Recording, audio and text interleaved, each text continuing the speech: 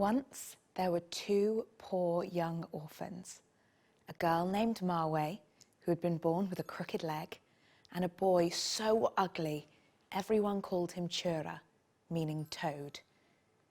They belonged to a cruel man who only kept them to work them in the fields and never showed them any kindness. The rest were no better. Everyone laughed when they saw them together. How could the gods come up with such a cursed pair? Their only happiness was each other, and the two could never be separated. One day, Marwe and Chura were sent to the fields to guard the beans from the monkeys. It was a hot day. They sat baking in the heat without water as the sun grew hotter and hotter. At last, Chura said, "We must get some water soon or we will die of thirst." They ran to a nearby stream, drinking fast as they could before hurrying back to the bean field. Marwe's ankle hurt as she ran, but she always managed to keep up with Chura. When the children returned, they stared in terror. They'd only been gone a moment, but the monkeys had been quick. The beans were all gone. Marwe began to cry. She knew they would be beaten. Chura tried to comfort her, but it was no use. She ran into the forest, tears streaming down her face. Chura ran after her, but lost sight of her in the trees. In the forest, Marwe came upon a deep pool of water. She'd heard stories of children being lost in such pools, but she did not care. Desperate to wash away her sorrow, she wished aloud, "If only we could be free from this cursed life," and stepped into the water. It was so cool and refreshing, she nearly forgot her tears, when suddenly the earth fell out from beneath her and the world vanished before her eyes. Chura heard Marwe cry out, and he ran to find her, but all he could see were her crooked footprints leading to the edge of a dark pool. Chura called out, "Marwe? Marwe, where are you?" But the water was still and the air was silent. If she had been there, she was gone now. Beneath the surface of the pool, Marwe floated downwards. When her feet finally touched the bottom, she stepped into a colourless world of endless grey forest beneath an endless night sky with no moon or stars. The land of no light. Marwe walked on. For how long, she did not know. Time did not seem to move there. And Marwe noticed she no longer felt any pain in her legs. At last she came to a house where there lived many children and an old woman who asked Marwe why she had come. "I think I'm lost," she said. "Then you may stay here as my guest until you find your way," said the old woman, and offered her something to eat. Marwe had heard stories of the underworld. If she ate food there, she would no longer be able to leave. "No, thank you," she said. "I'm not hungry."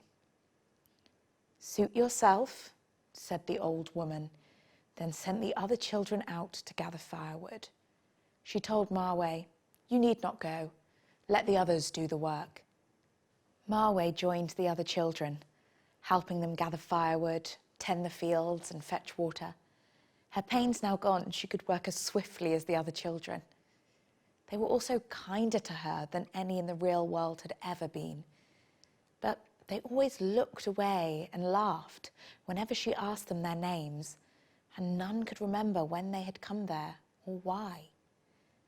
Afterwards, the old woman always offered food. No matter how delicious it looked, Marwe always made some excuse for refusing it. More children came as time passed. Some had been ill, others bitten by war or hunger. They all begged for comfort and food, happy to forget their old life. Marwe always asked if any of them had seen a boy named Chura, but no one ever did. In the land of light, Chura was all alone. Stricken with grief that day, he'd run away, wandering from village to village, begging for food and work, only to be turned away because of his face. People hid their children when they saw him, afraid they'd be caught by the same curse. At last, Chura came to a Maasai village. The Maasai were noble warriors. They feared little and cared even less about Chura's face. They let him stay and herd the cattle and fed him well. He grew stronger day by day. At night, he listened to the warriors' tales of battle and bravery, wishing he could have protected Marwe and afraid he would always be useless as a toad.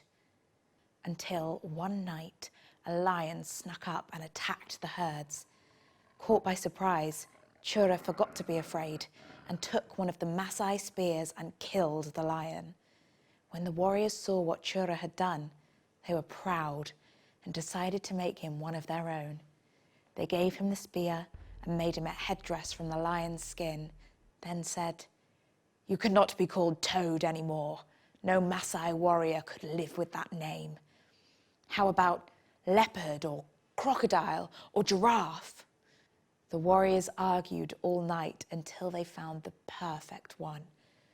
Chura was no longer alone now, but still his heart ached for Marwe, and he wondered if he would ever see her again. As the years passed, Marwe grew up into a beautiful young woman. She had grown used to life in the underworld. The children all seemed happy enough, but Marwe could not forget her life and longed to find Chura again. One day, Marwe said to the old woman, "You have been very kind to me, but I do not belong here. I want to go home to my life in the light." The old woman smiled. "I knew this day would come. You have a strong will and a spirit still full of life. Never once did I ask you to work, yet you have worked harder than anyone else here, so I will help you. Whether you will be allowed to return will be up to them, but I will take you to sea." The way back to the land of light was guarded by two figures bearing grim, stone-faced masks. The old woman brought Marwe before them. They said nothing, but held up two pots, one cold and bitter-looking as winter, the other warm and soothing as a hot bath. The guards asked Marwe, "Hot or cold?" Marwe looked to the old woman, confused. "You must tell them your answer," said the old woman. "They only ask the question." Marwe thought carefully. Who would not choose a hot bath over the bitter cold? But the answer could not be so simple. The underworld was cold and colourless, but she'd found more kindness here than in the real world. Everyone called Chura's face and her crooked leg a curse, yet that was the reason they'd found one another. "Cold," said Marwe. The guard held out the cold pot for Marwe to put her arm in. Marwe hesitated. Just looking at the pot chilled her to the bone. Maybe she could still change her answer. At last, deciding to trust herself, she plunged her arm into the icy, cold pot. A chill ran through her bones, but lasted only an instant. When Marwe pulled her arm out, it was covered in gold and copper bracelets. The old woman nudged her to put in her other arm. It came out drenched in beads and precious stones. When she was done, her arms and both her ankles were covered in shimmering treasure. "Good choice," smiled the old woman. "Now it's time to go." The old woman took Marwe through the gates, then gave her one last piece of advice. "Many men will want to marry you, but you must only marry the one named Simba. It is he who will carry you home." Marwe nodded, then let go of the old woman's hand and rose up through the darkness, back to the land of light. Word spread of a beautiful woman seated by a dark pool in the forest, wearing such exquisitely coloured stones, even the birds sang in envy. Everyone ran to see the marvellous stranger. Of course, Marwe's legs were still as crooked as before, but no one laughed now. They only saw the rings of gold around her ankles and bowed at the sight of her riches. Many handsome and rich men came begging to marry her. Even the great chiefs wanted to carry her home. But she always asked the same question. "What is your name?" They all replied, "Hippo or cheetah or lizard," or "What does it matter what my name is? I am a chief." She turned each one down. When news of the mysterious woman flew all the way to the Maasai village and reached Chura's ears, his heart sang with hope. Could it be Marwe? Could she have finally come back? Without another thought, he grabbed his spear and lion skin and ran to see. When Marwe heard her name ringing through the forest, her heart jumped. Even after all these years, she would know Chura's voice anywhere.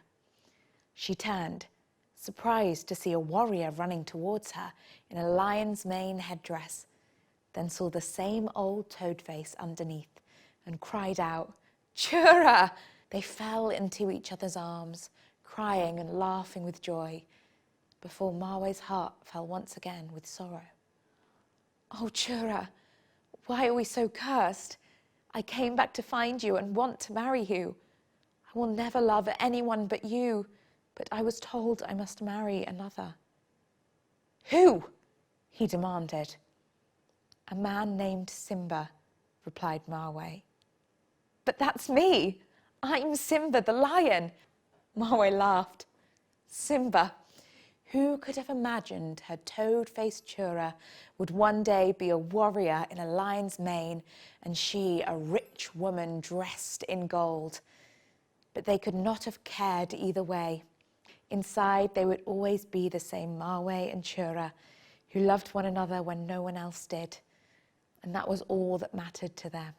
With the riches Marwe brought back, they finally married and bought a fine herd of cattle and built themselves a house where they lived happily ever after, together in peace.